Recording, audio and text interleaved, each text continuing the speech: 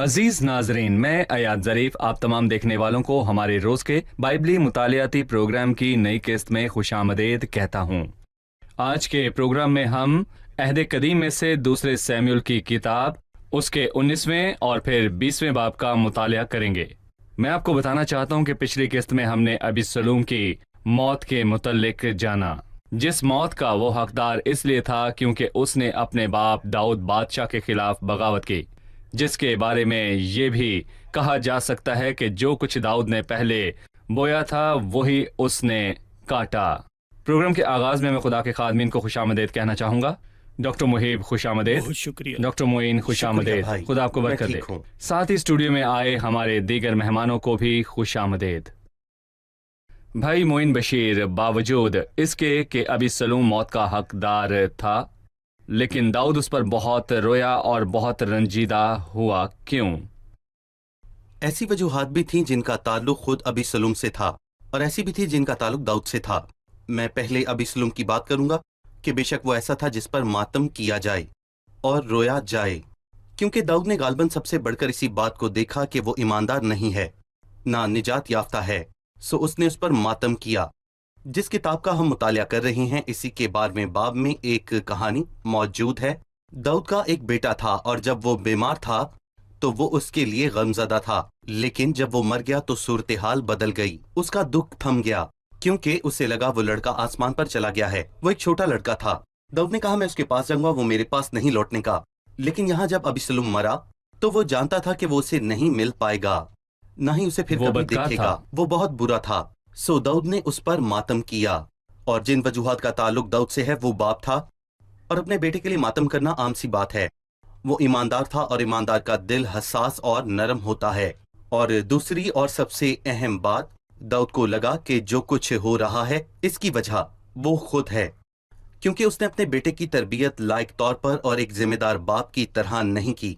और एक अहम तरीन सबब ये था क्योंकि जो कुछ उसके घर में हो रहा था उसने बोया था, उसका उसमें हाथ था। और जैसा कि आपने शुरुआत में कहा था, और वो काट रहा था जो कुछ वो बो रहा था, और वो उसके एक बड़े गुनाह का नतीजा था जो उसने किया। सो उसने अबीसलूम को मरते हुए देखा, जो उसके पहले गुनाह की कीमत थी जिसमें वो गिरा था। लेकिन मैं एक सरसरी से मुशाहिदे पर खत्म करना चाहूंगा। यहाँ मैं उन लोगों की तरफ इशारा करूंगा जब उन लोगों ने दाऊद को रोते हुए देखा, तो यहाँ कलाम कहता है कि ये तमाम लोगों के लिए मातम था।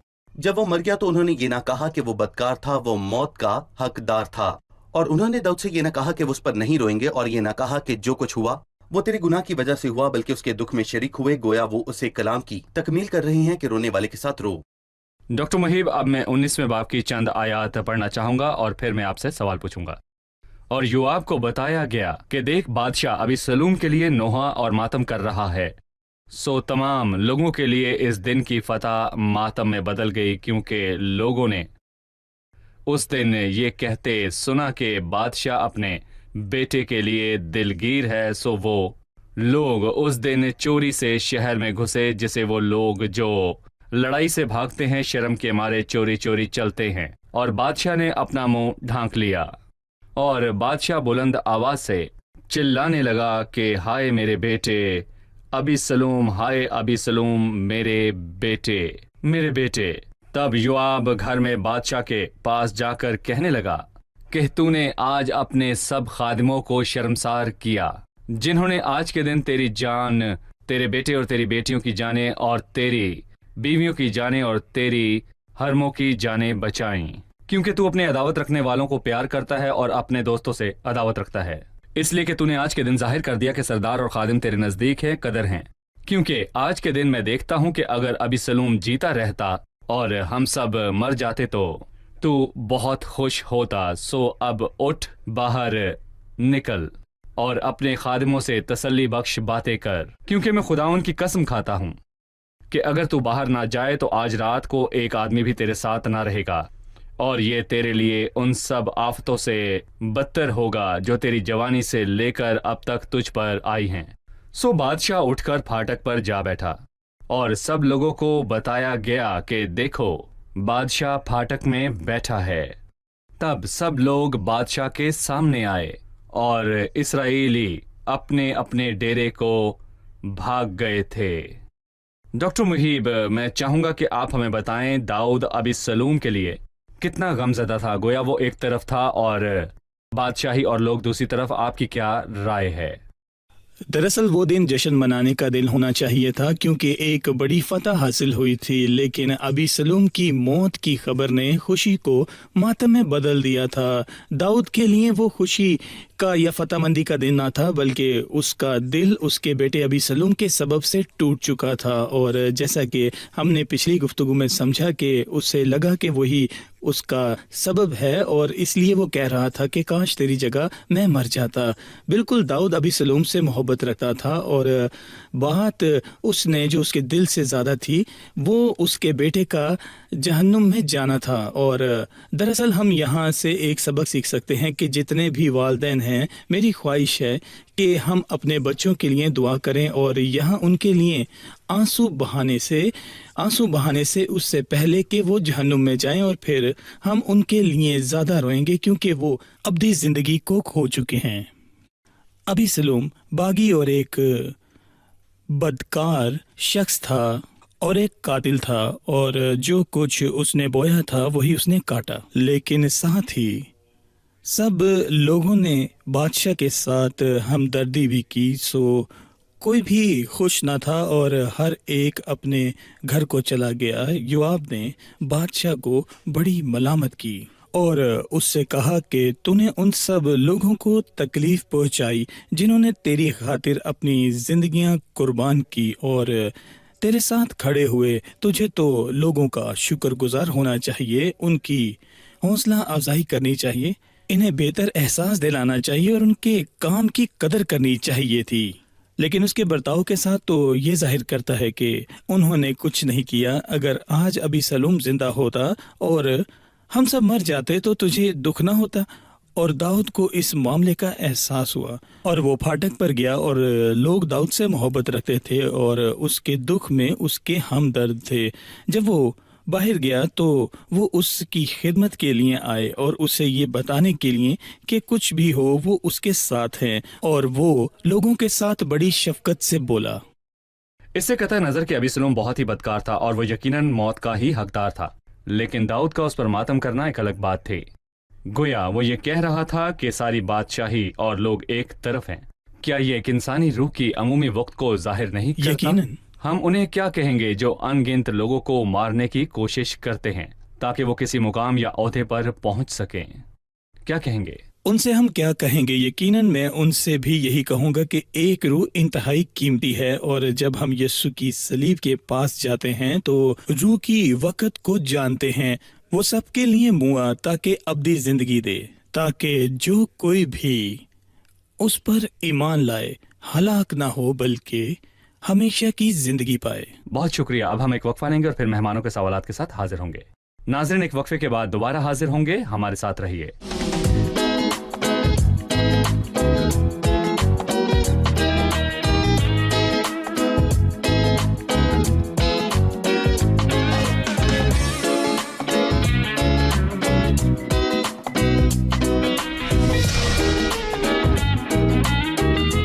खुश आमदेद। आइए बढ़ते हैं मेहमानों की जानिब और जानते हैं उनका सवाल। किसका सवाल है? जी, हमने 29वें आयत में पढ़ा कि कैसे दाऊद ने महफूबुसत और ज़ेबा के दरमियान बंटवारा किया, जबकि महफूबुसत ईमानदार और मासूम था और ज़ेबा झूठा। क्या ये अजीब नहीं है कि दाऊद ने उनके बीच बंटवारा किया? जी, क्या ये अजीब नहीं कि दाऊद ने ऐसा काम किया और महफूबुसत से अपने वादे को पूरा नहीं किया? यकीनन ये एक अजीब सूरत हाल है, लेकिन इस बात को वाज़ेह करने के लिए आए इस किताब के 9वें बाब पर चलते हैं। साउल दाऊद के घराने में किसी की तलाश कर रहा था। ज़िबा साउल के घराने में काम करने वाले खादिमों में से एक था, सो वो उसे ले आए क्योंकि वो जानता था, और उसने दाऊद को बताया कि मफीबुसत नामी एक शख्स है जिसे वो दाऊद के सामने ले आए। और दाऊद ने ज़िबा से कहा कि जो कुछ साउल का है वो उसे देगा, और ज़िबा को मफीबुसत की जमीन को काबिल काश्त बनाना चाहिए ताकि उसके पास खाने के लिए रोटी हो। और जब दाऊद भागा तो ज़िबा को लगा कि वही है जो उसकी सारी अमलाक पर काम कर रहा है, सो वो दाऊद के पास धोखे और फरेब के साथ गया। और जब दाऊद का पीछा उसका बेटा अबीसलूम कर रहा था तो नफसियाती तौर पर वो बहुत बुरी हालत में था और वो मामलात की जांच सही तौर पर ना कर सका, और उसने ज़िबा की باتوں سے دھوکا کھایا اور اس نے مفیبوست سے کہا کہ وہ بھاگ گیا ہے اور اس کی جگہ میں لوں گا، اور داؤد نے اسے حکم دیا کہ اس کی ساری املاک لے لی جائیں۔ لیکن ہم یہ دیکھتے ہیں کہ اس کے بعد جب مفیبوست آیا اور آ کر داؤد سے ملا اور ساری کہانی سنائی، تو اس نے اس سے کہا کہ تو اپنے اور زیبا کی زمینوں میں بٹوارا کر لے۔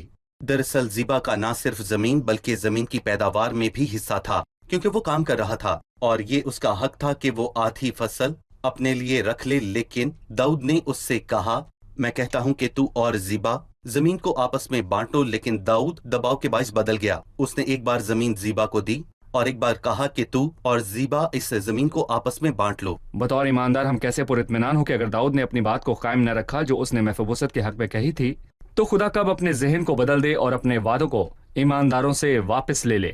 کبھی نہیں۔ دراصل یہاں ایک شخص کی بات دہراؤں گا جو کہ ایک نبی یا نیک آدمی یا اچھا بادشاہ تھا۔ اس نے کہا، خدا انسان نہیں جو جھوٹ بولے، یا آدم ذات نہیں جو اپنا ارادہ بدلے، یا جو کچھ اس نے کہا اسے نہ کرے، یا جو کچھ اس نے فرمایا اسے وہ پورا نہ کرے۔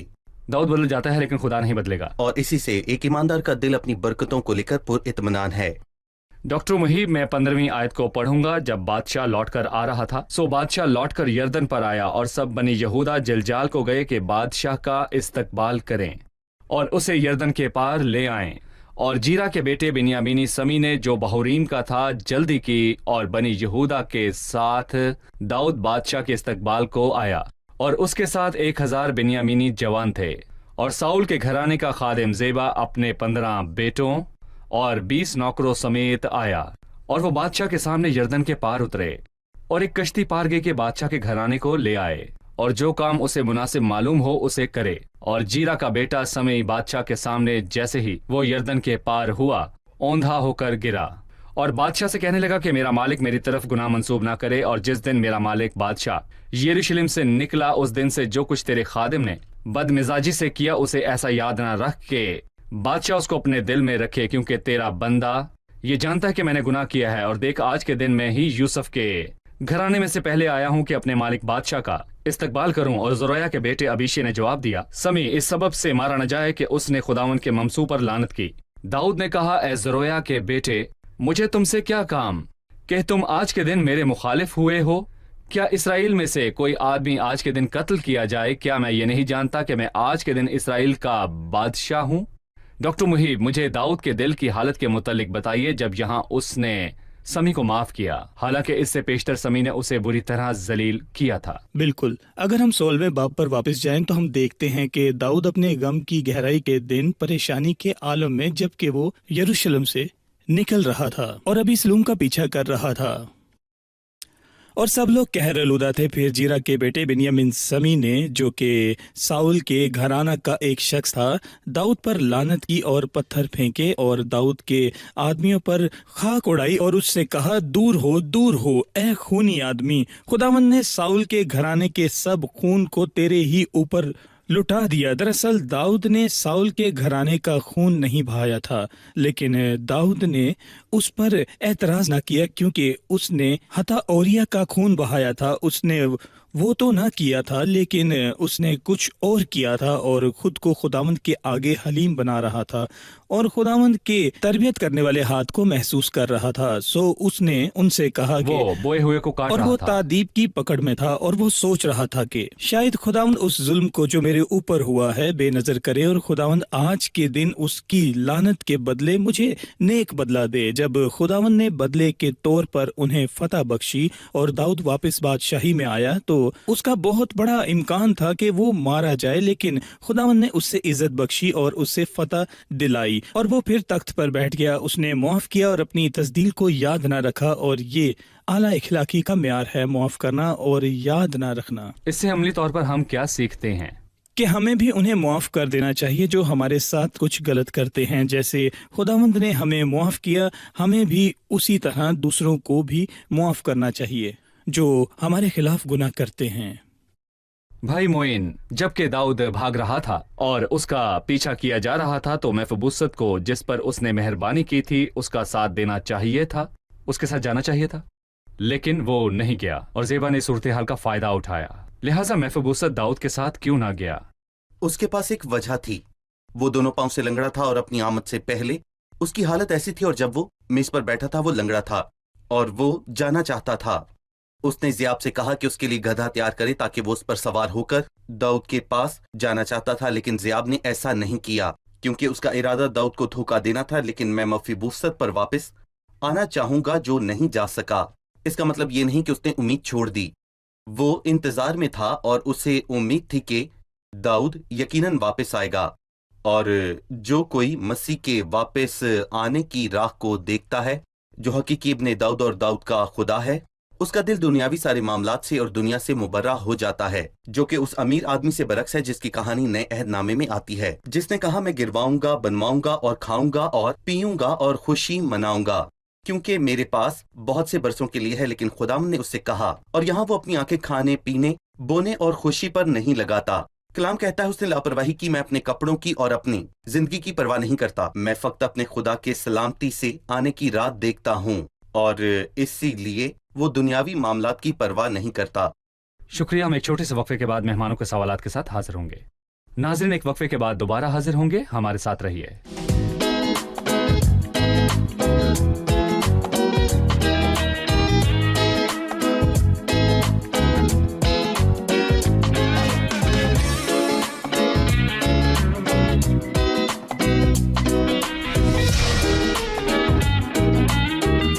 خوش آمدید۔ آئیے بڑھتے ہیں مہمانوں کی جانب اور جانتے ہیں ان کا سوال۔ کس کا سوال ہے؟ میرا ایک سوال ہے۔ آیات 31 اور 32 میں ہم برزلی جلادی کے کردار کے بارے میں پڑھتے ہیں۔ ہم برزلی جلادی کے بارے میں اور کیا جانتے ہیں؟ ہم برزلی جلادی کے متعلق اور کیا جانتے ہیں؟ ہم نے اس شخص کو بھی پہلے ہی 17ویں باب میں دیکھا ہے، اور اس کے ساتھ 2 اور لوگ تھے، جن میں سے ایک امونی ناحس کا بیٹا سوبی، امی ایل کا بیٹا میکر لودبار، جس نے مفیبوست کی مہربانی کی۔ برزلی جلادی داؤد کے ساتھ بہت وفادار تھا اور اس نے منہائم میں داؤد کی مدد کی تھی۔ جبکہ ساؤل اس کا پیچھا کر رہا تھا، اس نے داؤد کی قدر کی اور ایمان رکھا کہ وہ بادشاہ ہے جو خدا کے دل کے موافق ہے، نہ کہ ابی سلوم کی۔ وہ داؤد اور اس کے لوگوں کے ساتھ پورے دل سے تھا۔ اس نے ان سب لوگوں کی مدد کی۔ جنگ کے بعد داؤد چاہتا تھا کہ برزلی کو اور ان سب جنہوں نے اس کے ساتھ مشقت اٹھائی، اور یہاں سے ہمیں ایک اچھا سبق ملتا ہے کہ خداوند خود کسی بھی قربانی یا ہدیے کو فراموش نہیں کرتا جو اس کے نام سے گزرانا گیا ہو۔ خداوند کبھی نہیں بھولے گا اور یقیناً انعام دے گا۔ داؤد اسے راجلیم سے یروشلم کو لے کر جانا چاہتا تھا تاکہ وہ اس کے محل میں رہے اور وہ محل میں اسے عزت بخشے اور یہ اس کا انعام ہو۔ لیکن برزلی ایک بوڑھا شخص تھا جو غالباً 80 برس کا تھا، اس نے بادشاہ کا یہ کہہ کر شکریہ ادا کیا کہ میری زندگی کے دن ہی کتنے ہیں، میں تو بہت بوڑھا ہو چکا ہوں، میں تیرے ساتھ یروشلم نہیں جا پاؤں گا۔ وہ داؤد کا وفادار تھا۔ بالکل۔ بھائی معین، جب ہم 20ویں باب کی طرف بڑھتے ہیں تو 20واں باب داؤد کے خلاف بغاوت کی ایک نئی داستان سے شروع ہوتا ہے جو سبا بن بکری نامی شخص نے کی، جو ایک شریر بنیامینی تھا۔ اس کردار کے متعلق بتائیے اور اس نے جو کیا۔ شیطان ہمیشہ اپنے بندوں کو منظر کے بیچوں بیچ پیوست رکھتا ہے کہ خدا کے کام کو خراب کرنے کی کوشش کریں، لیکن افسوس کہ وہ ایک ایسا نظریہ لے کر آیا، وہ ایک ایسا بیج تھا جس کی فصل لوگوں کو بہت پیڑھیوں تک کاٹنی پڑی۔ اس نے ایک تقسیم برپا کی کہ داؤد میں ہمارا کوئی حصہ نہیں۔ وہ اس تقسیم کے لیے ایک تحریک چلانے لگا اور یہی ایک مملکت کے 2 مملکتوں کے تقسیم ہو جانے کی شروعات تھی۔ اس کے بعد وہ یہودا اور اسرائیل کی مملکت ہو گئے، اور ہم ایک چھوٹے سے نظریے کو لے کر بھی محتاط رہنا ہے، یا ایک چھوٹے سے لفظ کو لے کر بھی، اور اکثر ہماری میٹنگز اور چرچز میں بھی یہ کہا جاتا ہے کہ شیطان اس سے فائدہ اٹھا سکتا ہے اور ایک تقسیم برپا کر سکتا ہے اور نا اتفاقی اور اختلاف پیدا کر سکتا ہے۔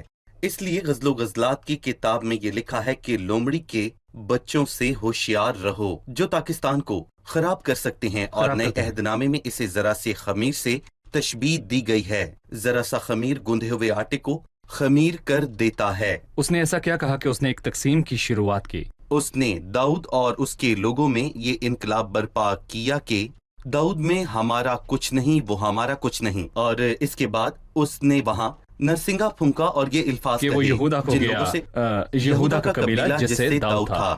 لیکن در حقیقت داؤد نے ایسا نہیں کہا کہ وہ ان کا نہیں ہے، لیکن اس نے ایک چھوٹی سی بات کو جانا کہ یہودا کے لوگوں نے کہا کہ داؤد ان میں سے ہے، وہ ان کی ہڈی اور گوشت ہے اور انہیں یہ کہنے کا حق ہے۔ اس نے اس بات کا فائدہ اٹھایا اور ایک تقسیم برپا کر دی، اور بہت سارے لوگ جو سادہ لوگ تھے دھوکہ کھا کر اس کی پیروی کرنے لگے۔ گویا اس نے باقی کے اسرائیل کی طرف سے باقی کے قبیلوں کی طرف سے بولا اور ان سے کہا کہ داؤد کے پاس یہودا کا قبیلہ ہے لیکن ہمارے پاس باقی بالکل کے ایسا قبیلے لگتا ہیں۔ ہے کہ جیسے اس میں ایک رہنما کی خوبیاں تھیں۔ گلی میں جمع ہونے والے لوگوں سے مثال لے لیجئے، ایک آدمی سے کام شروع ہوتا ہے اور پھر آپ دیکھتے ہیں کہ گلی میں لوگوں کا رش لگ چکا ہوتا ہے۔ ڈاکٹر محیب 20ویں باب کی 4 آیت میں اماسا نامی ایک کردار ہے جسے بادشاہ نے حکم دیا کہ یہوہ کے لوگوں کو بلوا بھیجے اور سبا بن بکری کا پیچھا کرے۔ اماسا کون تھا؟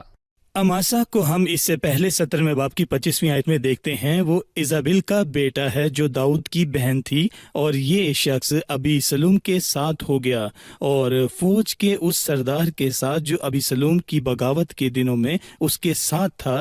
جب ابی سلوم مر گیا اور ابی سلوم کے ساتھ لوگوں نے شکست کھائی، اماسا پھر داؤد کی فوج میں شامل ہو گیا اور داؤد نے یوآب کی بجائے اسے اپنی فوج کا سردار مقرر کیا، اور اس نے اسے یہ مشن سونپا کہ جائے اور باغی سبا بن بکری کا پیچھا کرے۔ لیکن اس کے بعد ہم جانیں گے کہ اماسا نے اس مشن میں سستی دکھائی اور یوآب نے اماسا کو اپنی تلوار سے مار ڈالا۔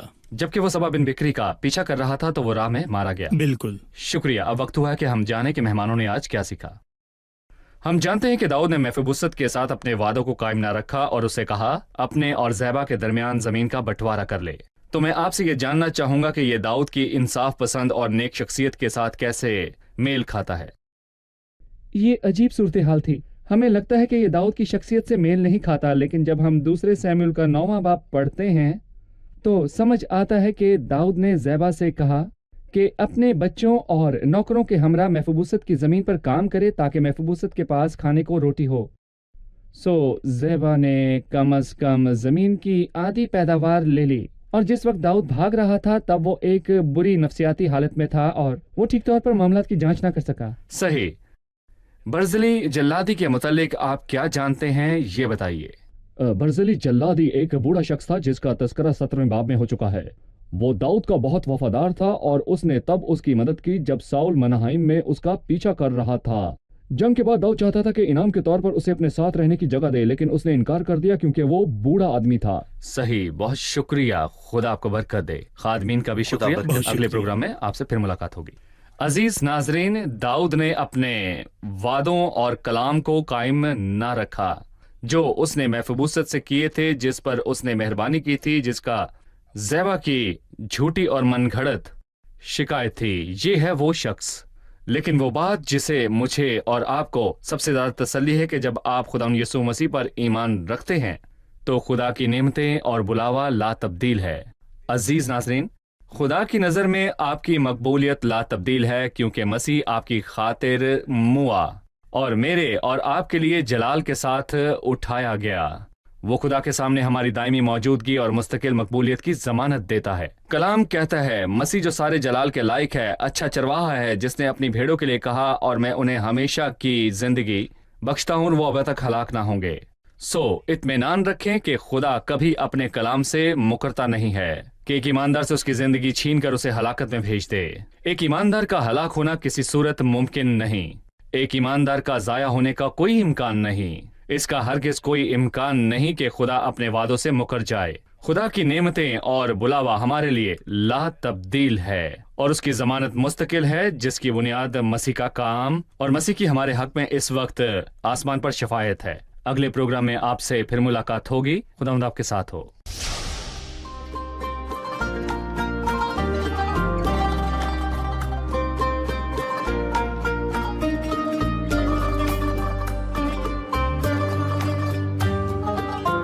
كيف أنسى سيدي الغالي المسيح، كيف أنسى دام ذا الجنب الجريح، من رآني في هواني فأتى طوعا إلي، من فداني واشتراني كاسرا قيد يدي.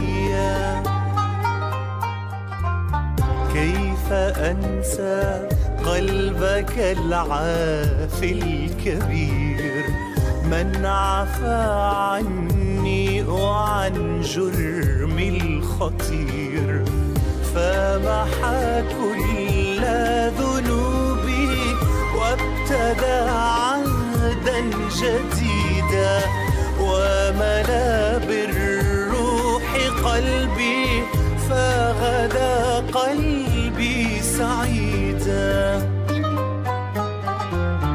كيف أنسى سترك طول السنين، يدك الحارسة في كل حين، وسط حزني وسط ضيقي وسط أمواج الحياة، صرت حصني ورفيقي، صرت لي باب النجاة.